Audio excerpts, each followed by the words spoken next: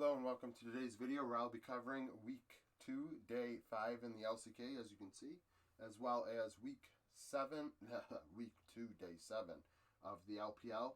As I do every day, I go over my notes from the game, saving you time. In an instance where I have a 47-minute game on this board and a 51-minute game on the LPL board, I'm saving you about 45 minutes so you don't have to watch the game yourself. Thank you for watching the previous videos. If you have, I have a few subscribers. I appreciate you subscribing as well as liking the videos that you did like. It makes me feel like I'm doing the right thing here. I hope to get better over time. In addition to that, I hope that the content itself and the foundation of what I'm trying to do here makes sense and is enjoyable to watch. Nevertheless, the first series was between Sandbox and T1. Sandbox would come out firing to start. Both Dove and Closer had a solo kill at 5 minutes, almost simultaneously. At 6 minutes, at 8 minutes, there would be a fight in mid after that, where there's a trade of kills. And at 11 minutes, T1 would turn the game for themselves. In the end, T1 2-0s this series. This is where the turning point was in game 1. They won 4-1 in a team fight where I'm going to say Zeus.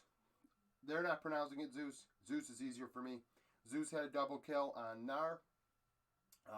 13 minutes. Sandbox would respond with a double kill in bot lane, as well as going mid lane and creating havoc there. Multiple times the Hecarim would take out Faker in this game. Faker was a non-factor. T1 would take an Ocean Drake. Eventually, T1 does take the Mountain Soul in this game. At 15 minutes, Sandbox are up 7-5 in kills. However, T1 are out farming them and outplaying them in terms of getting jungle camps and things of that nature. They're up 2.5k gold. 17 minutes, T1 would win a Rift Herald fight 3-0, which then turned into a Chemtech Drake. LSB would respond by getting a pick play at 22 minutes. Now at 23 minutes is a timestamp. T1 are up 10-8, 6k gold. Owner is 4-2 and 5 on Lee Sin. Owner is creating things all over the Rift. He is involved in every play. He's taking Drakes. He's ensuring the Rift Herald's being placed in the right location. Owner ends up being my MVP because both games he shows up, he plays a big role, he does his job. And no one really stuck out in both games anyways. So, Owner is carrying. T1 goes to Mount Soul Point uncontested. So far, the first 3 Drakes uncontested. Sandbox are allowing this game to get out of hand. 27 minutes, T1 take a Baron off of one pick play and have a 9k gold lead to start. So Sandbox pretty much threw the game by not contesting anything. I mean, a 9k gold lead, when the team finally does take the Baron, I mean, it's too late to fight them. 29 minutes, Zeus would have another double kill and an ace when T1 takes the Mountain Soul, and they end the game pretty much off of that. They tear up the base, they reset, the teams screw around a bit around the next objective, and T1 decides to TP to the back door and create havoc and create chaos and end up winning the game. So the final score is 19-12. The second game was a lot cleaner for T1. As you can see, a 10-2 score. Sandbox it was a slow start to the game. Sandbox's first action was taking Mountain and then also going 1-0 for the Rift Herald. So once again, the first 10 minutes are actually in Sandbox's favor. However, T1 would go top lane to get Zeus on the right footing and then take a Hextech Drake afterwards. There was not a lot going on in this game. As you can see, just 12 kills. T1 would go 2-0 in the jungle at 18 minutes, which turned into a Chemtech. By the way, both of these uncontested. Sandbox, once again, did not contest these Drakes. 20 minutes, the game's only 3-1, 1.5k gold lead, and Gumayushi is 2-0-1 for T1. So this game is completely in hand for Sandbox, but the problem is they were not contesting objectives. 23 minutes, they would end up getting the Chemtech Drake to prevent T1 from going to Soul Point. That included a fight to get there. It was contested by T1. 24 minutes, though, the game would end. T1 had a clean ace, Gumayushi with a double kill, and they were able to end the game because they had enough prio to be able to actually just end the game. Enough wave clear and being able to take down turrets and things like that. Corki and Jinx and Viego were able to tear it up. So, very short game 2 compared to game 1. And Owner was my MVP because, I mean, he did what he had to do. Series 2 was between two teams in the bottom of the standings, KDF and DRX. These were just such terrible games to have to watch. I mean, I felt awful watching the games compared to the first two.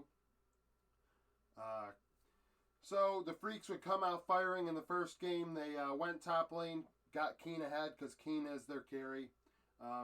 Take the Rift Herald, turn that into an Ocean Drake, in which case this is where things went wrong. Hoyt got a double kill on Karma. So Hoyt now, the support, has all the gold. At 15 minutes, they are up 5-1, 2k gold. Hoyt is 2-0-2. So this is not going to go well. 20 minutes, there's a skirmish in mid. KDF take a Hextech Drake. Then they also go and take Soul Point at 27 minutes. I will say, both teams are not very good. DRX are not contesting these objectives. Neither team are contesting anything at this point. DRX get a pick play a minute later. KDF would then take the Cloud Soul uncontested. Because literally it was just like a staring contest to get these objectives. And then once somebody took one, everyone backed off like, oh no, let's all go back to laning and playing ping pong with the minion waves. 40 minutes, the game would finally come to an end when DRX got an ace in a play made by Kingen. Kingen on Gnar made a great ultimate, which Zika cleaned up on the Akali, and that was the game. They aced him, and it was so late that the death timers allowed DRX to end 8-6. So very disgustingly boring and sloppy game. Not as bad as Fred at Brion HLE, but pretty damn close. The next game was disgusting because both teams didn't want to win the game. DRX would go bot lane as KDF would go top lane to start it at 8 minutes. KDF once again are trying to get their top laner ahead, and boy did they in this game. DRX would take the Cloud because they had the bot priority. There was more skirmishes in top lane as KDF continued multiple times to go up there to get the Renekton ahead. By 14 minutes, there had been 3 instances where something happened up there. In return, DRX now have 2 Drakes. There'd eventually be a Soul and 3 Elders in this game taken. 17 minutes, DRX win a team fight 2-1, where Pioshik has a double kill. Pioshik ends up being my MVP. He may not have done much in game 1, but game 2 he did it all for them in the early to mid game. DRX would take a Chemtech Drake, go to Soul Point. By 25 minutes, they took the Chemtech Soul with a pick play. All it took was one kill. One single kill by DRX to be able to get priority on all 4 Drakes combined. I mean, these teams did not want to win. They did not fight to win. However, at 21 minutes, KDF can say, a moral victory. Keen was up 4,000 gold over Kingen. I mean, that was their victory.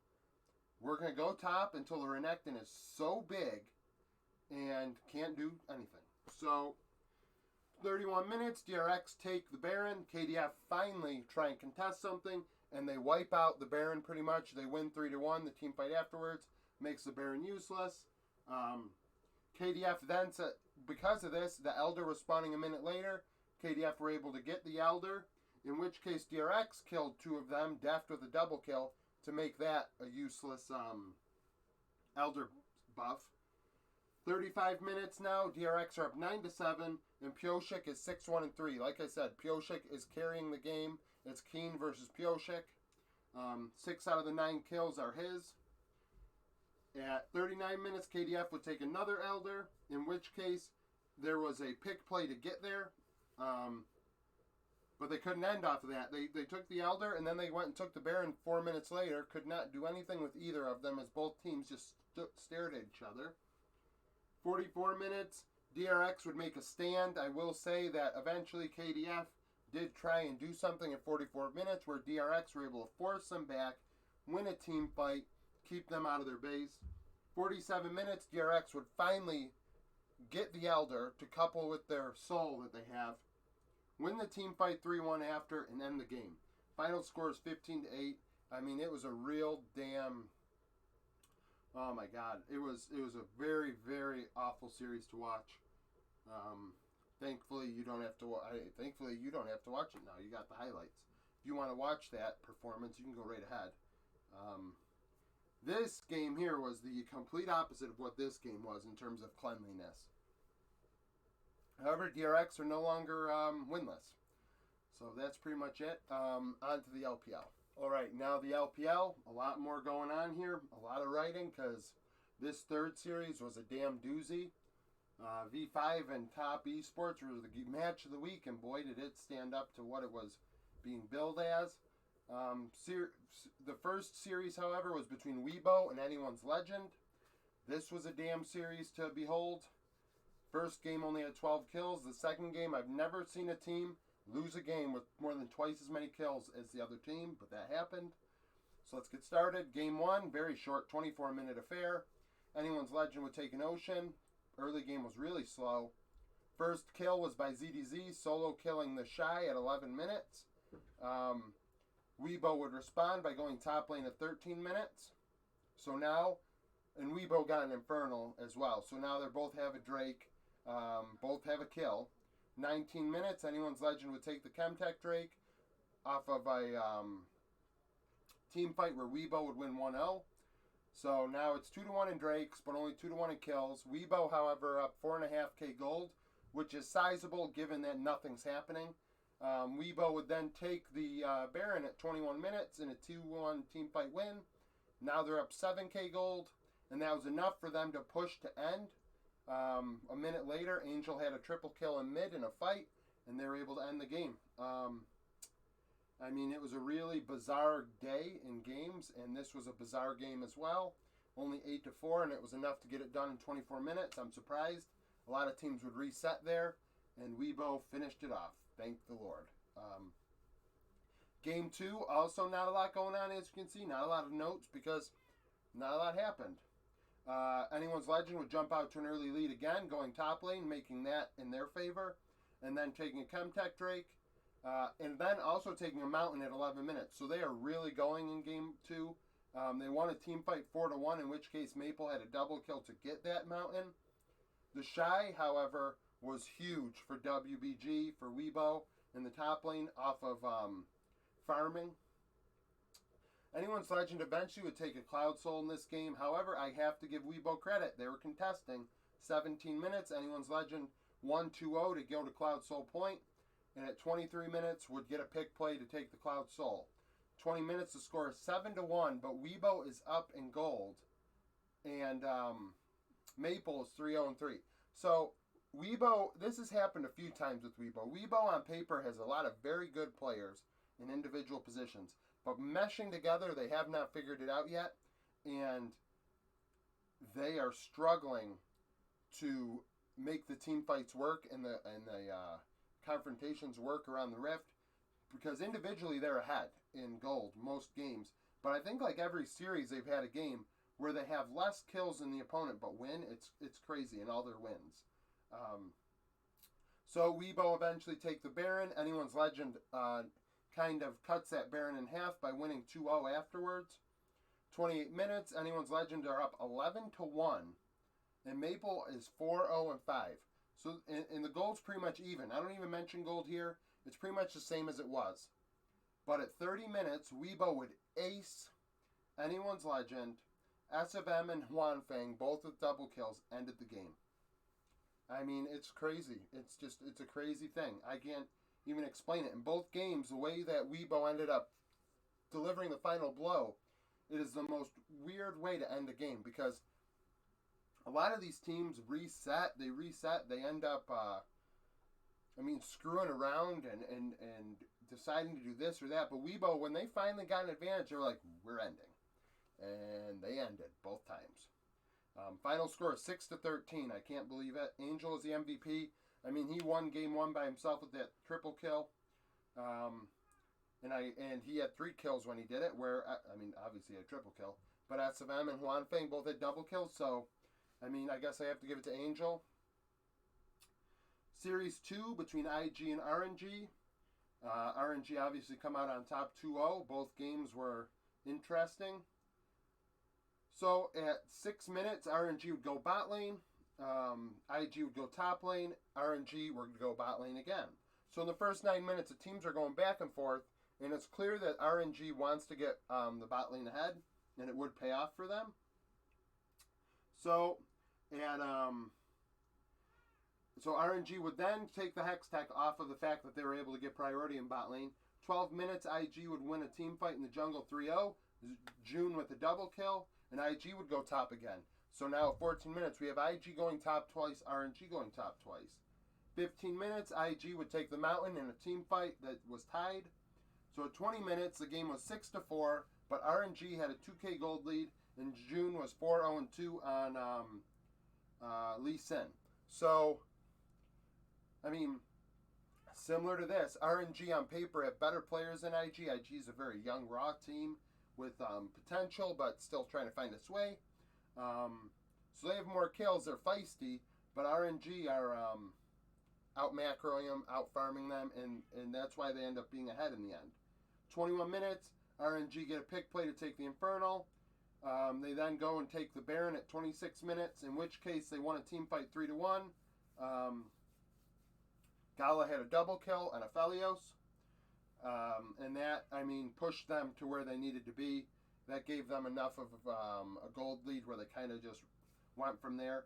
IG, after losing that fight, would take an Infernal. At 30 minutes, it's 8-8, but RNG has a 6K gold lead as a result of that Baron power play. 31 minutes, they get an ace. Bin with a quadra kill ends the game on Jace. Final score 13-8. It was a very close game until the final fight, similar to the first two tilts. Game 2, IG would go top lane again, so it's clear as day. They want Nenny ahead. They then go take a Hex Tech Drake. RNG end up going to mid and get a double kill. 11 minutes, Nenny follows through on the advantage he's gotten from the IG pressure from the jungler that they keep putting up there. He solo kills Bin. IG would then take an Ocean, so they're up 2-0 in Drakes. RNG would go top lane to right the ship, so Bin can keep up. 15 minutes, RNG are up 3-2, a 5K gold lead, and Zhao Hu is 3-0-1. As a result of being in mid, all that pressure mid where they got that double kill, and being able to farm because IG are more focused on trying to get top ahead, the RNG contingent's ahead big time. And as I was typing this, Zhao Hu solo killed Zhao Yi. I mean, I said that 3 different ways. I mean, I'm learning how to pronounce these names. Nevertheless, he solo killed him to kind of just show how ahead Zhao Hu was. He ends up being the MVP because he was ahead by this much. 16 minutes, the game pretty much turned. I mean, it went RNG's. It was already in RNG's favor, but it was stamped and delivered pretty much. RNG aced them 5-2. Zhao Hu and Gala both with double kills. That resulted in a Cloud. Eventually, RNG would go to Cloud Soul Point in this game. 20 minutes, it's 10-4 RNG. They have an 8.5K gold lead, and Zhao Hu is 5-0-2. So 8.5K gold lead, 20 minutes, no Baron yet. They take the Cloud. 24 minutes, they take the Baron. Their Baron is 10K gold lead at the time of them taking it. It turns to 13, which is the second highest I've seen this year. LNG earlier in the week had a 15K gold lead. That was pretty much it. I mean, RNG would then go win a team fight 3-2 in jungle, take the Cloud Soul. IG, however, you have to give them credit. Multiple times they forced RNG to reset despite being a 13K down. Very weird. Another weird instance today. You'd think RNG would be able to clean that up, and they kind of struggled on ending, which we've seen from some teams early in the season, and we'll see if it kind of keeps up when Chinese New Year is passed. 31 minutes, RNG would take another Baron so they can finally end this game at 17-7. So 32 minutes when the game was over at 20. Hopefully RNG cleans it up when they have to play better teams. The final series between Victory 5 and Top went 3 games. We had a 53-minute, a 39-minute, and a 26-minute. So 53 minutes is how it started. Take a deep breath. You know, this is going to be a while. This might be a couple minutes in and of itself. So the teams would trade kills at 6 and 8 minutes individually.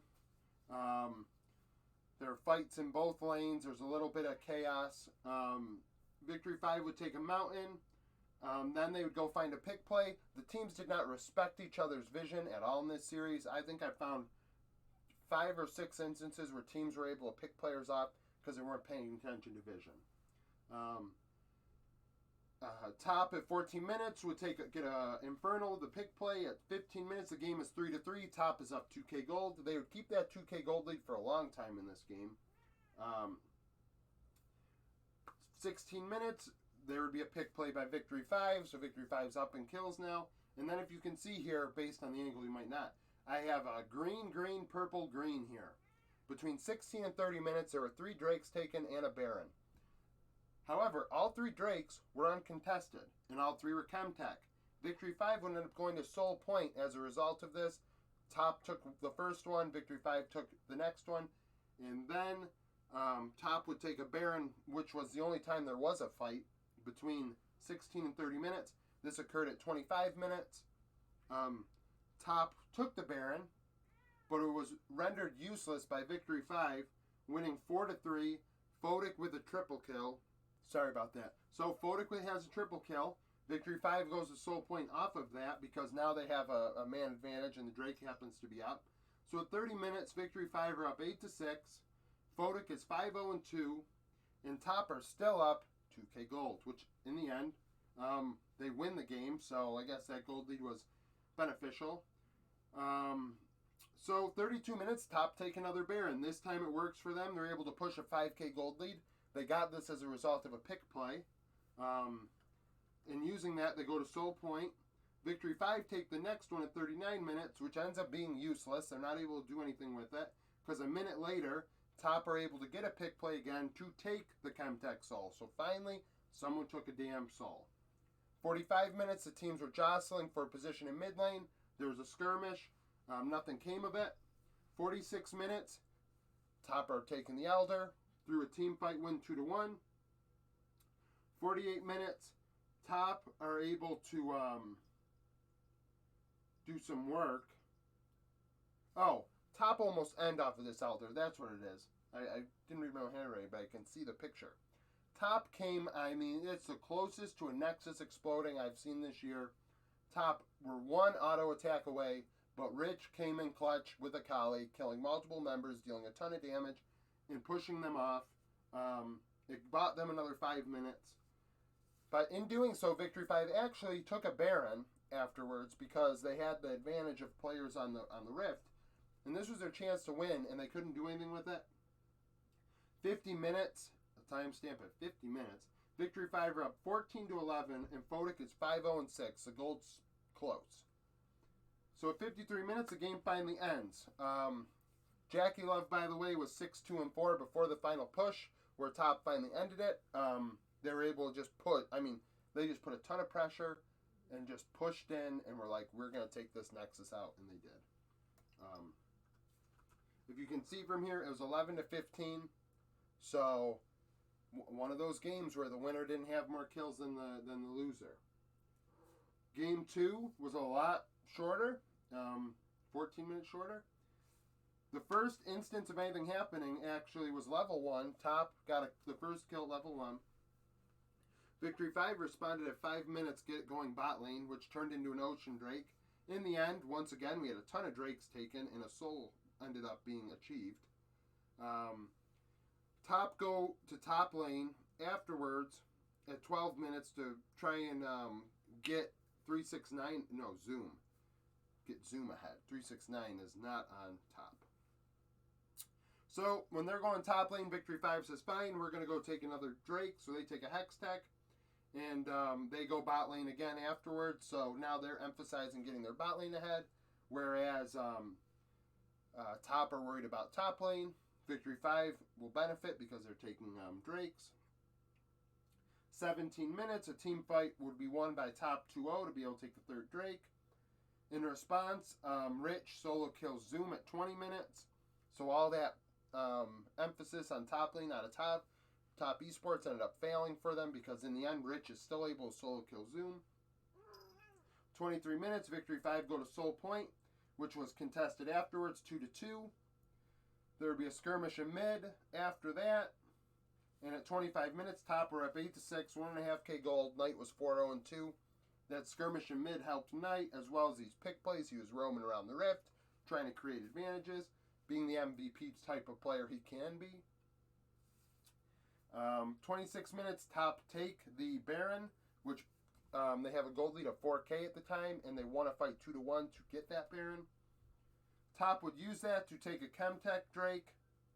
And then the next instance of anything happening at 33 minutes was Top getting 2 Soul Point, in which case Victory 5 cleaned house afterwards, acing them 5-1. Rich once again coming in and carrying them through a team fight. And this turned into a minute later them taking a Baron and gave them a small gold lead of 2.5K, which was enough for them to turn into enough priority to be able to take the Soul at 39 minutes. So they take the Chemtech Soul at 39 minutes, ace the fight afterwards 5-1, and end the game. So outside of Rich in these first 2 games, nobody's really sticking out and doing much for Victory 5 alone by themselves. It's more of a group effort. And as I normally do with my MVP stuff anyways, Game 3 is the one that decides who the MVP is, because that was the game that decided it all. Excuse me. So Game 3 was a lot shorter, only 26 minutes. It was 26 minutes long and a lot bloodier. Sorry about that again. This cat is something else. Game 3, Top would make a difference in bot lane to start. Victory 5 would actually, what am I even talking about? So Top try and dive at 3 minutes, in which case PP God, who ends up being the MVP, outplays it completely on Thresh, getting a double kill. I said earlier, Hoyt's double kill, a support getting a double kill early is not good. Well, it really isn't, but PP God was able to take advantage of it and make a difference throughout the rest of the game and win it. So at 6 minutes, Victory 5 would then go bot lane again to really emphasize that bot lane will be ahead, similarly to how they affected Game 2. That turned into an Infernal. Top would go to top lane, trying to do what they do. So at 10 minutes, Victory 5 would win a team fight 3-2 for Rift Herald. Photic, double kill. So Photic is now giving a return on investment of all that priority they put into bot lane, into getting it ahead. Once again, Top would take a Chemtech Drake on the other side of the Rift. Victory 5 would find a pick play. And at 15 minutes now, Victory 5 have a slight gold lead. They're up 8-5. PP God is 3-1-4 on Thresh. 16 minutes. Once again, Victory 5 find another pick play, which results in another Rift Herald. And this is now where things get out of hand. I mean, at 18 minutes, they take a Hextech Drake, which they won a team fight 3-0 to get. Photic with a double kill. So Photic is giving them all that return on investment they did on ensuring that he would be ahead. 20 minutes, Victory 5 are up 2-1, and win a team fight 2-1, and fight in all over the Rift. 2 things happen simultaneously where Victory 5 are able to be up 2-1 in that fights. So at 30 minutes, Victory 5 are now up 14-7 as a timestamp. 5K gold. Photic is 5-0-6. Sorry, 5-2-6. God, I am getting excited for no reason. So Photic is really giving them exactly. This is a prime example of what happens when a team invests into something the correct way, and in both Game 2 and Game 3 it worked. 23 minutes, Victory 5 take the Baron up 7.5K gold. That pushes it up to 10K, and that's game. They end up taking a Hextech Drake, winning a fight to get there, and then also end the game just by pushing lane through top, I believe. Karsa had a double kill. Final score is 22-7, which was, double the amount of kills they had. Pretty much, it was a lot of kills. It was a lot of kills. So, like I said, it was a prime example of the team actually doing what they're supposed to do. Victory 5, I've said it multiple times. I underestimated Victory 5 before the season started. Clearly, they're a playoff team. Top, once again, gives us an example of why we have to kind of be skeptical about them, similarly to JDG. Weibo, have to be skeptical about them. RNG, pretty clean. They had some speed bumps today, but pretty clean. No one's on EDG's level, however. So, Thank you for watching today's video. This is the first half of my League of Legends roundup. My second half will be out later tonight because I'm going to watch the Bills game. So the CLG CN9 series I'll have to watch after the game. So hopefully that's out tonight. It might be out tomorrow morning. I don't know. Nevertheless, thank you for watching. Like and subscribe if you like the video. Constructive criticism is good criticism. Hopefully my face is on the screen this time because yesterday, the part 1 video, it was not. And by the time that I realized that, I was like, am I going to film another hour worth of content? I don't think so. So thank you for watching, and hopefully you come back tomorrow for more content. My LPL power rankings will be out.